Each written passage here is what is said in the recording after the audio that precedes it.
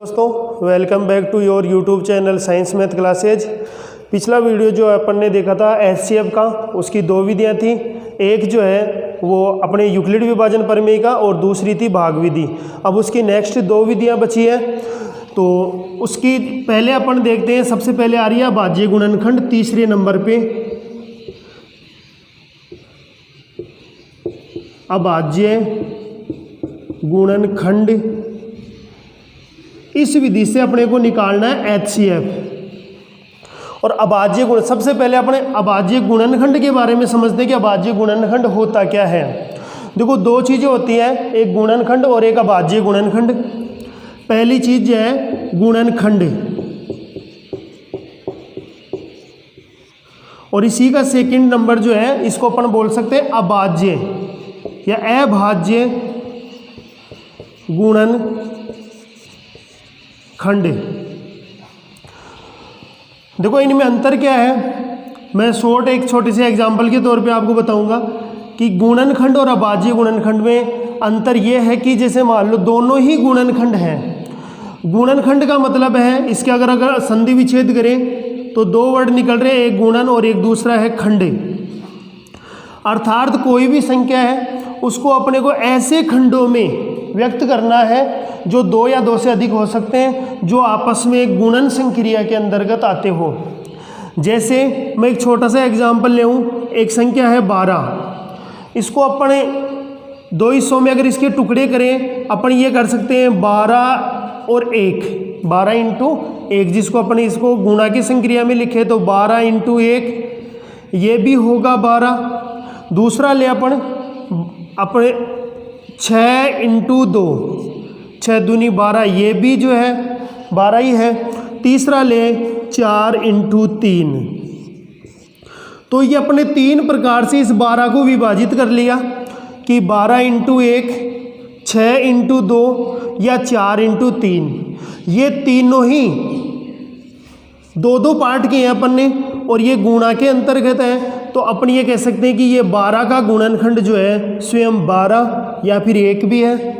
6 या 2 को भी अपन कह सकते हैं, 4 और 3 को भी अपन ये क्या कह सकते हैं, गुणनखंड है। लेकिन अभाज्य गुणनखंड में क्या है कि जो गुणनखंड है वो कैसे होने चाहिए, अभाज्य। ये छोटी क्लासों से अपन अभाज्य और भाज्य देखते आए हैं। अगर इनके अपन 1 मिनट में इनकी बात करें तो एक होती है अभाज्य संख्याएं और दूसरी होती है भाज्य संख्याएं। अभाज्य का मतलब ए का मतलब होता है नहीं, और भाज्य का मतलब जो विभाजित नहीं हो। यहाँ पे पहले भाज्य को देख लेते हैं। भाज्य का मतलब होता है, अगर इसको अपन कह सकते हैं विभाजन,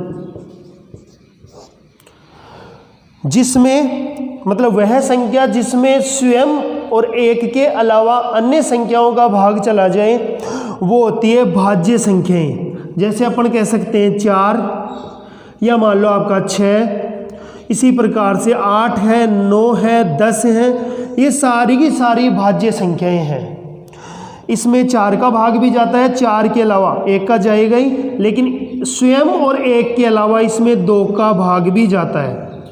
इसी प्रकार से 6 में 6 और 1 के अलावा 2 या 3 का भाग भी जाता है, या 2 या 3 से भी विभाजित होती है।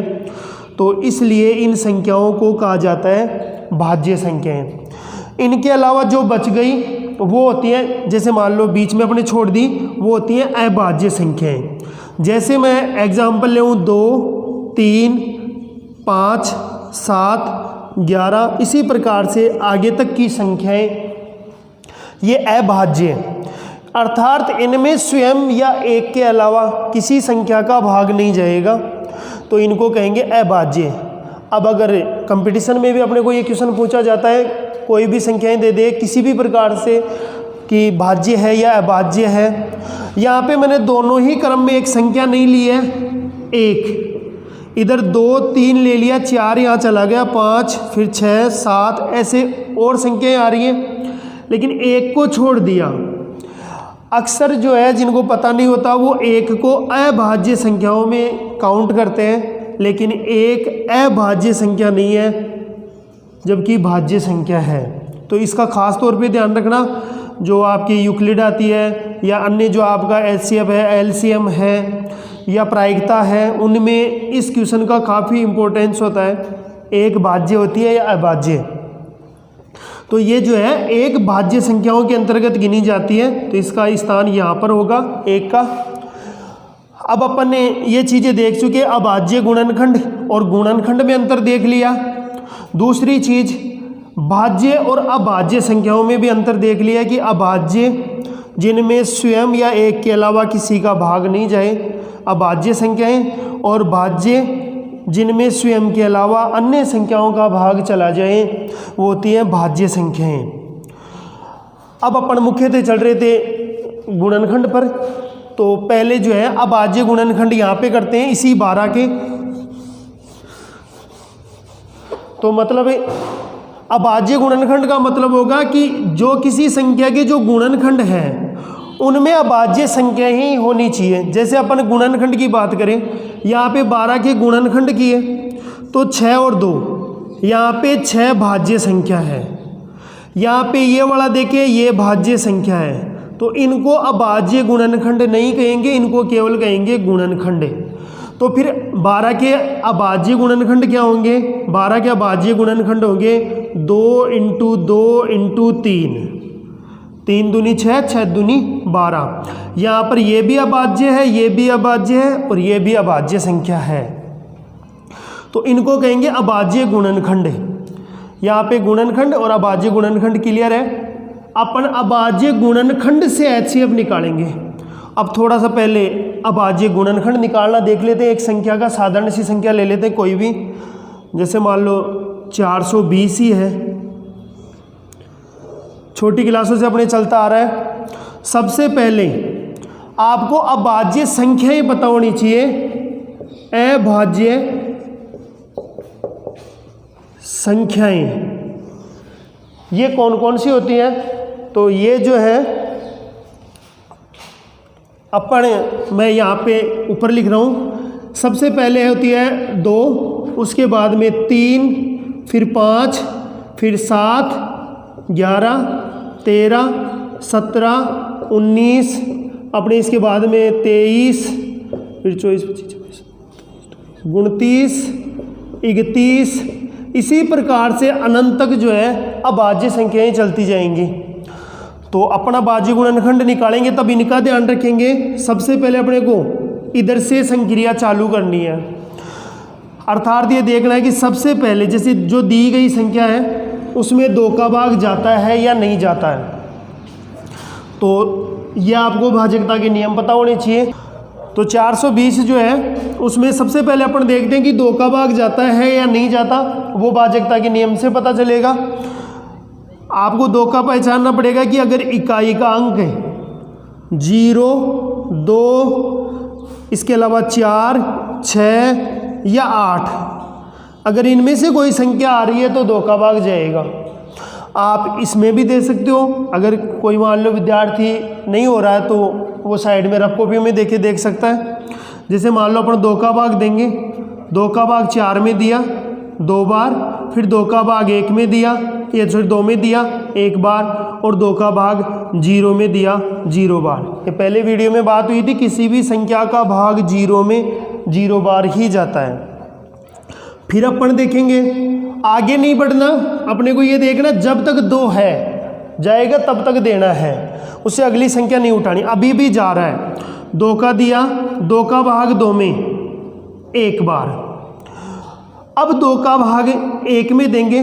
तो यहाँ पर कई विद्यार्थी जो है 1 में न दे करके डायरेक्ट जो है 2 का भाग 10 में दे करके यहाँ पे 5 लिख देते हैं, जो गलत है। तो फिर क्या करना है, 2 का भाग 2 में दिया 1 बार, इसके बाद में 2 का भाग 1 में देंगे, नहीं जा रहा तो उसको नहीं जाना नहीं बोलेंगे, जा रहा है 2 का भाग 1 में 0 बार जा रहा है, और फिर जो है यहाँ पे 1 के पास 0 उतारी, 10 में 2 का भाग दिया 5 बार। अब इसके बाद में फिर अपन 2 का देखेंगे तो नहीं आया, इकाई का अंक जो है 5 आ चुका, इनमें से नहीं है, तो 2 कैंसिल होगा। इसके बाद में नंबर आएगा 3 का। 3 की भाजकता का नियम था कि अगर अंकों के योग में 3 का भाग जाता है तो संख्या में भी जाएगा। अपन योग करके देखते हैं, जो है 5 और 1 6, 6 में 3 का जाता है, इसका मतलब संख्या में भी जाएगा। तो 3 का भाग देंगे 10 में 3 बार गया, 1 शेषफल बचेगा 3 3 9, और 1 शेषफल बचा उसके आगे 5 उतारे 15, 15 में 3 का भाग 5 बार।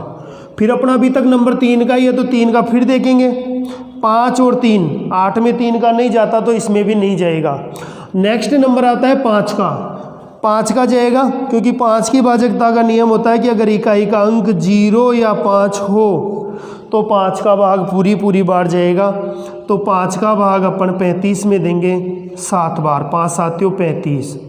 इसके जस्ट बाद में अपन देखते हैं 5 का अब नहीं जा रहा, तो उसके बाद में नंबर आता है 7 का, फिर 7 का देंगे जा रहा है 1 बार। तो ये अपनी जो 420 थी उसके अभाज्य गुणनखंड हो चुके 2 × 2 × 3 × 5 × 7। देखो यहाँ पे पहले जो बोर्ड में 10th बोर्ड में प्रश्न अभाज्य गुणनखंड का भी पूछ सकता है या कंपटीशन में भी पूछे। इसी में जो है दूसरा प्रश्न पूछे, इनको घातों के रूप में व्यक्त करवाए। तो 2 अपना 2 बार है तो 2 की घात 2 × 3 1 बार है, 5 भी 1 बार है और 7 भी 1 बार है। हालांकि जिसकी घात 1 होती है उसकी घात लिखने की आवश्यकता नहीं है। इसी में नेक्स्ट क्वेश्चन आपको पूछता है, जैसे अभी 2018-19 में पूछा गया था कि कोई संख्या दे करके उसके जो अभाज्य गुणनखंड है उनकी घातों का योग बताइए। तो यहाँ पर घातों का योग करें तो आपके पास इसकी घात 2 है, ये के 3 4 और 5। तो संख्या के अभाज्य गुणनखंड पूछे तो ये, उनको घातांक रूप में लिखवाए तब ये, और अगर इनकी घातों का योग पूछे तो इस प्रश्न की घातों का योग है 5। अपना अभाज्य गुणनखंड ये क्लियर है। अब इसकी सहायता से अपन निकालेंगे HCF। HCF के लिए अपन कोई भी 2 संख्याएं चूज करेंगे। जैसे मान लो अपन प्रश्न एक तो यही ले लेते हैं संख्या, मान लो क्वेश्चन नंबर फर्स्ट लेते हैं। एक तो अपन मान लो संख्या है 420 और एक ले लेते हैं 130। इनका अपने को HCF निकालना है, वो भी किससे? अभाज्य गुणनखंड विधि से। इनके लिए सबसे पहले इनके अभाज्य गुणनखंड होने जरूरी है। एक संख्या का अपने पास ऑलरेडी निकला हुआ है, दूसरी संख्या का अपन रफ कॉपी में मतलब साइड में जो भी आपका रफ पेज होगा वहाँ पे और निकाल सकते हो। 130 में 2 का भाग देंगे 65 बार, फिर 65 में 2 का नहीं जा रहा, 3 का भी नहीं जा रहा, 5 का देंगे 13 बार और 13 का देंगे 1 बार। अपन प्रश्न में संख्याएं लिखेंगे 420, उसके आगे उसके अभाज्य गुणनखंड जो मैं घातों के रूप में है वही लिख लेता हूँ। तो यहाँ पे आ रहा है 2 की घात 2 × 3 × 5 × 7। सेम ये वाला है, मैंने घातें इनके ऊपर लगाई नहीं है क्योंकि अभी बताई थी जब घात 1 होती है तो लगाने की आवश्यकता नहीं है। नेक्स्ट संख्या है 130, उसके अभाज्य गुणनखंड अपने पास इधर पड़े, आप वापस भी चेक कर सकते हो कि जैसे 13 पंजे 65 और 65 दूनी 130, तो इसके हो गए 2 × 5 × 13। यहाँ पर अब अपने को HCF निकालना है, तो आप ऐसे लिख सकते हो HCF और किस किस के 420 और 130 के HCF अपने को निकालने हैं।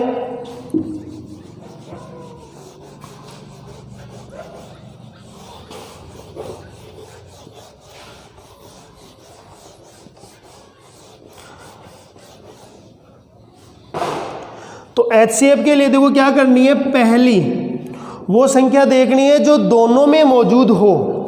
दोनों का मतलब है जैसे 420 के अभाज्य गुणनखंड में भी हो और अगली जो संख्या है उसके अभाज्य गुणनखंड में भी हो, वो देखना है, और उसकी भी छोटी से छोटी घात। अब या तो आप ऊपर से तुलना कर सकते हो कि जैसे अभाज्य गुणनखंड में कौन कौन होते हैं। सबसे पहले अपन बात करें 2 की, तो जैसे मान लो 2 है दोनों में, पहली चीज़ यही देखेंगे कि दोनों में है या नहीं है। तो सबसे पहले बात आती है 2 की, तो 2 दोनों के अंदर मौजूद है।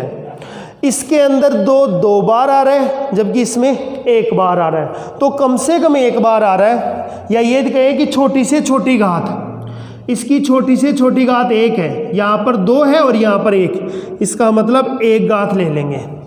इसके अलावा भी अपन और कुछ देखेंगे कि जैसे 3 है तो 3 दोनों में नहीं है, इसमें है, इसमें नहीं है। फिर अपनी बात आती है 5 की, तो 5 दोनों में है, इसमें भी 1 बार है और इसमें भी 1 बार है, इसका मतलब कम से कम 1 बार तो है, तो 2 को 5 को भी ले लिया। इसके अलावा ऐसी कोई संख्या मौजूद नहीं है जो दोनों में हो, तो इसका मतलब यही है, और इन दोनों को आपस में गुणा कर दो, 5 दूनी 10। तो आपकी जो दी हुई संख्याएं थी उनका अभाज्य गुणनखंड विधि से HCF हो गया 10 है। अब यहीं पर अपन हाथों हाथ LCM की भी बात कर लेते हैं, तो क्योंकि अभाज्य गुणनखंड निकाले हुए हैं, मैंने एक बार वापस लिख रहा हूँ, HCF और LCM, महत्तम समापरिवर्तक और लघुत्तम समापरिवर्तक, शॉर्ट में बोले मैस है और लेस है। इसकी मैंने 4 विधियों के बारे में बात की थी और इसकी 3 विधियों के बारे में अपन बात करेंगे, 3 ही मतलब है। इसमें पहले अपन ने ली थी यूक्लिड, दूसरी थी भाग विधि, तीसरी है अभाज्य गुणनखंड विधि, और चौथी आएगी जिसको मैं सूत्र आधारित विधि बोलता हूँ। यहाँ पर यूक्लिड है नहीं एलसीएम की, भाग विधि एलसीएम में भी होती है, अभाज्य गुणनखंड एलसीएम में भी है, अभाज्य गुणनखंड और सूत्र आधारित एलसीएम में भी है। तो अपन सबसे पहले यूक्लिड इसकी खत्म हो चुकी, भाग इसकी खत्म हो चुकी, इसकी भाग विधि अभी देख लेंगे। अभाज्य गुणनखंड विधि, ये मतलब जोर इसलिए दे रहा हूँ क्योंकि जगह बोर्ड में अगर विधि का नाम आ जाता है तो उसी विधि से अपने को क्वेश्चन करना है, अन्यथा कोई से भी कर सकते हो। जैसे मान लो यही प्रश्न देकर के कह दें कि अभाज्य गुणनखंड विधि की सहायता से HCF और LCM ज्ञात कीजिए, तो अपने अभाज्य गुणनखंड से HCF अपन निकाल चुके हैं और LCM जो होगा नेक्स्ट है, तो अपन करेंगे LCM, वही 420 और 130 का।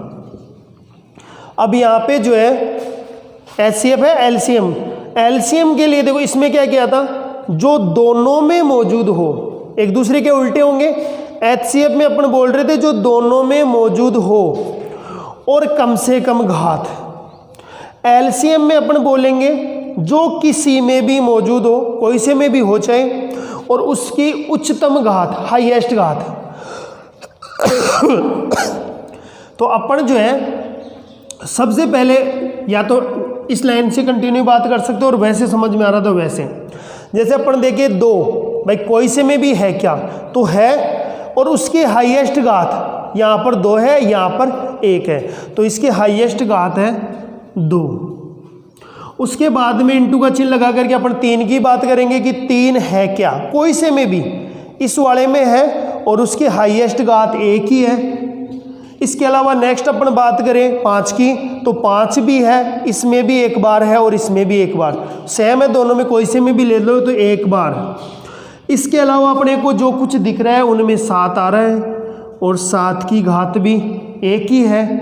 इसके अलावा अपने 13 भी आ रहा है, 13 वो भी 1 घात ही है। ऊपर वाले से तुलना करोगे, अपन 2 की बात करें तो 2 अपने आ चुका है, फिर 3 के लिए बोला तो 3 भी था, वो भी ले लिया। नंबर 5 का या 5 भी था, उसके हाईएस्ट घात ले ली।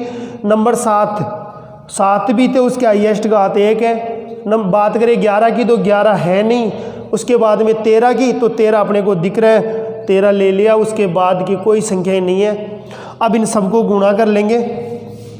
गुणा में यहाँ पे आपको 2 का स्क्वायर, जैसे मान लो 4, 4 तिया 12, 12 पंजो 60, 60 को अपन 7 से गुणा करें 420, और 420 को जो है आप आराम से 13 से मौखिक गुणा कर सकते हो कि जैसे 0, किसी भी संख्या का जो 0 आ रही है उनको पीछे लिख लो, बाकी की संख्याओं को आराम से गुणा कर लो। जैसे मान लो 13 दूनी 26 का 6 हासिल की 2, 13 चौका 52, 53 54, 5460। तो ये अपने हो चुका अभाज्य गुणनखंड विधि से HCF / LCM। दोनों विधियां कंप्लीट है। अब अपन इसी में नेक्स्ट जिसकी सूत्र आधारित बोल रहे हैं, देखो यहाँ पे एक चीज़ और जोड़ना चाहूँगा। अगर तीन संख्याएं हैं, मान लो जैसे 420 है, 130 है, इनके अलावा 100 कुछ भी आ रहा हो, तो उनमें भी यही करेंगे कि तीनों के अभाज्य गुणनखंड करेंगे। यह एग्जाम्पल ले लेंगे अपन नेक्स्ट। अभी एक बार इसको सूत्र आधारित विधि से और कर लेते हैं। तो मैं साफ कर रहा हूँ नीचे से, केवल ये रखेंगे अपन, इधर विधियों को मिटा रहा हूँ वापस।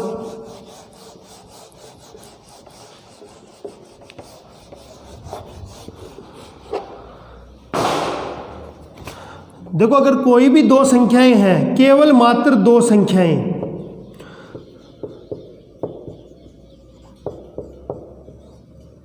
तो दो संख्याओं में एक संबंध होता है। अपने दोनों संख्याओं, उनके HCF और उनके LCM, उनमें संबंध क्या होता है कि उन दोनों संख्याओं का गुणनफल HCF और LCM के गुणनफल के बराबर होता है।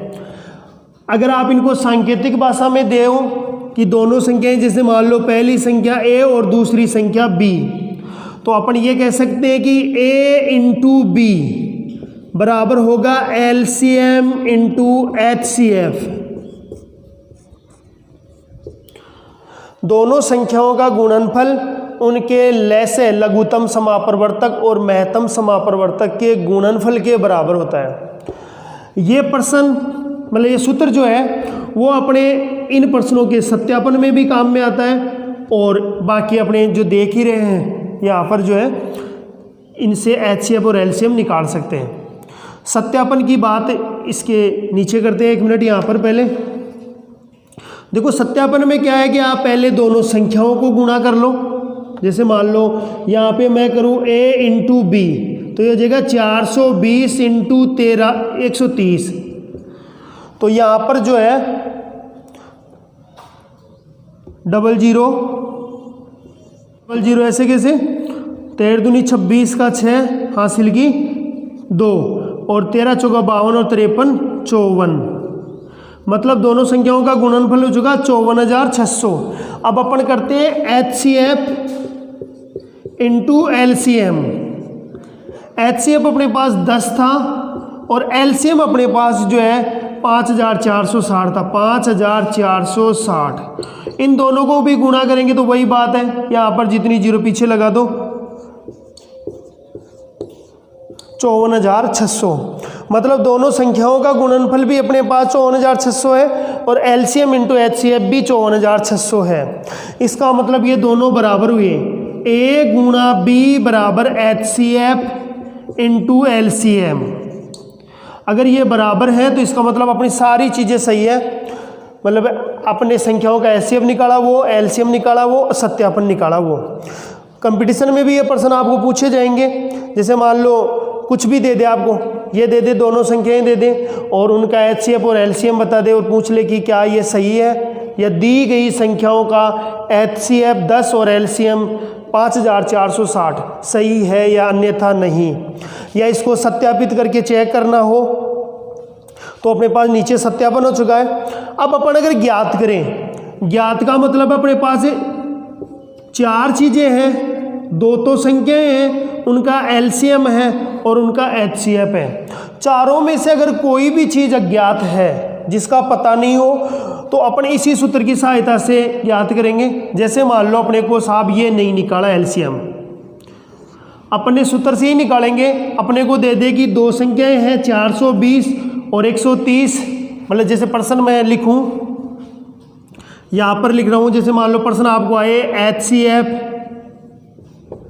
420 130 बराबर दे दे कितना, नीचे दे रखा है 10 है, वो HCF 420 130 बराबर 10 है। इसका मतलब आपको कुछ भी नहीं दिया, देखो समझोगे तो केवल HCF भी बोला है, लेकिन यहाँ कोष्टक में अगले ने दोनों संख्याएं भी दे दी, मतलब A भी है, B भी है और HCF भी है। अपने को LCM पूछ रहा है तो इसमें मान रख दो। A का मान अपने पास 420 था, B का मान 130 था, LCM है नहीं तो इसको ऐसे कैसे उतार दो, और HCF का मान अपने को 10 दिया है। अब अगर अपन एलसीएम ज्ञात करेंगे तो अपन इस 10 का भाग दे देंगे। जो जोड़ में होता है वो पक्षांतर होते टाइम में बाकी हो जाता है, बाकी वाला जोड़ हो जाएगा, जो गुणा में है उसका भाग लग जाता है और जो भाग में है वो गुणा हो जाएगा। अपने 10 जो है एलसीएम के साथ गुणा में है, तो जब अपना एलसीएम निकालेंगे तो ये 420 इंटू 130 में 10 का भाग लग जाएगा, 0 से 0 कट जाएगी, तो एलसीएम बराबर हो जाएगा, इनको बस मल्टीप्लाई कर लो 420 को और 13 को, 13 को 0 से किया 0, 13 दूनी 26 का 6 हासिल की 2, 13 चौका 52 और 2 54। तो सूत्र की सहायता से अपने आ चुका है एलसीएम 5460, जो अपन ने पहले अगर वैसे निकाला था तो भी यही आ रहा था 5460। ये सूत्र की सहायता से है जिसमें आपको अभाज्य गुणनखंड निकालने की आवश्यकता नहीं पड़ी। अब अपन इसके अगर जैसे मान लो आप संख्या ही गायब कर दें तो भी इसी में प्रश्न करना है, जैसे मैं मिटा दूंगा। आपको मान लो पहली संख्या हटा दे और एलसीएम दे दे, जैसे ये कह दे कि नहीं दो संख्याओं जो है, दो संख्याओं का एलसीएम 5460 और एचसीएफ 10 हो, जिनमें एक संख्या 130 हो, दूसरी संख्या ज्ञात कीजिए। तो वही अपने पास जो फॉर्मूला है वो लगाएंगे। ए का मान नहीं है तो ए की जगह ए, बी का मान है एलसीएम रख दिया, एचसीएफ रख दिया। अगर अपने को ए निकालना है तो 130 का भाग इधर दे देंगे, तो ये ए इजकल टू हो जाएगा 5460 गुणा 10 बटे हुए 130। देखो अब अपन क्या करेंगे, सबसे पहले 0 से 0 काट दो, कोई सी भी, चाहे इधर से काटो चाहे इधर से काटो। 13 का भाग अगर जा रहा है तो इसमें दे लो, तो 13 का भाग इसमें देंगे, 13 चौका 52, काट दो इसे, 13 एकम 13, 13 5 में नहीं गया, 4 मिलाए 54 में देंगे, 13 चौका 52, 2 शेषफल बचेंगे, 6 उतारेंगे 26, 13 का भाग 26 में 2 बार, 13 दूनी 26। अब अपने बच रहा है 42 इंटू 10, 42 को 10 से गुणा करेंगे तो 420, जो अपने पास पहली संख्या दे रखी थी। तो इस प्रकार से अपन एचसीएफ की चारों विधियाँ हो चुकी हैं, एलसीएम की 2 हो गई, एक अभाज्य गुणनखंड से और एक जो है दूसरी अपने पास सूत्र से, जिसमें चारों चीज़ों में से अगर कोई भी चीज़ अज्ञात हो तो आप ज्ञात कर सकते हो। एक भाग विधि और देख लेते हैं, इसमें थोड़ा सा लगेगा टाइम। अपने भाग विधि किसको बोला जाता है, जिसमें दोनों का एक साथ, जितनी भी संख्या है उनका एक साथ अभाज्य गुणनखंड निकले। जैसे आप सबसे पहले देखो कि 2 का भाग दो, चाहे कोई सी भी संख्या में जा रहा हो, जैसे अभी दोनों में ही जा रहा है फिलहाल तो 2 का भाग इसमें देंगे 110 बार और इसमें देंगे 65 बार। फिर 2 का देखेंगे कि जा रहा है कि नहीं जा रहा, तो जा रहा है अभी इसमें, तो इसमें 2 का दे देंगे 105 बार और ये 65 में नहीं गया तो ये ऐसे कैसे। फिर अब नहीं जा रहा है 2 का, तो 3 का जा रहा है, तो 3 का इसका इसमें देंगे 3 तिया 9, 1 बचा 3 पंजो 15, 35 बार और इसमें जा नहीं रहा है क्योंकि 6 और 5 11 अंकों के योग में नहीं जा रहा तो संख्या में भी नहीं जाएगा। फिर 3 का देखेंगे जो नहीं जा रहा किसी में भी, इसमें भी नहीं जा रहा, इसमें भी नहीं जा रहा। 3 के बाद में स्थान आता है 5 का, 5 का देंगे, 5 का भाग इसमें 7 बार और 5 का भाग इसमें 13 बार। अब तो 5 का भी नहीं जा रहा, फिर जाएगा 7 का, 7 का 7 में 1 बार और 13 में नहीं जा रहा तो ऐसे कैसे। अब केवल मात्र 13 का भाग जाता है तो 13 का भाग 1 बार। जब सभी संख्याओं के नीचे 1 1 बच जाए तब अपन रुक जाएंगे और इन सबको गुणा कर लेंगे। एलसीएम की हर जगह, हर मैथ में, हर क्वेश्चन में आवश्यकता पड़ती है। जब भी आप भिन्नों के जो है जोड़ बाकी कुछ भी करोगे तब आपको एलसीएम की आवश्यकता पड़ेगी ही पड़ेगी, लघुत्तम की। तो गुणा करो, देखो 2 into 2 into 3 into 5 into 7 into 13, ये सारी की सारी संख्याएं आ गई इधर, जो अपने पास पहले भी यही थी। ये देखो 2 बार 2 था, एक 3 5 7 13, 3 5 7 13 और इन सबको गुणा करेंगे तो वही 5460। तो आपका एचसीएफ और एलसीएम मुख्यतः कंप्लीट हो चुका है। सातों विधियां दोनों की, चाहे किसी भी विधि से क्वेश्चन पूछे। धन्यवाद।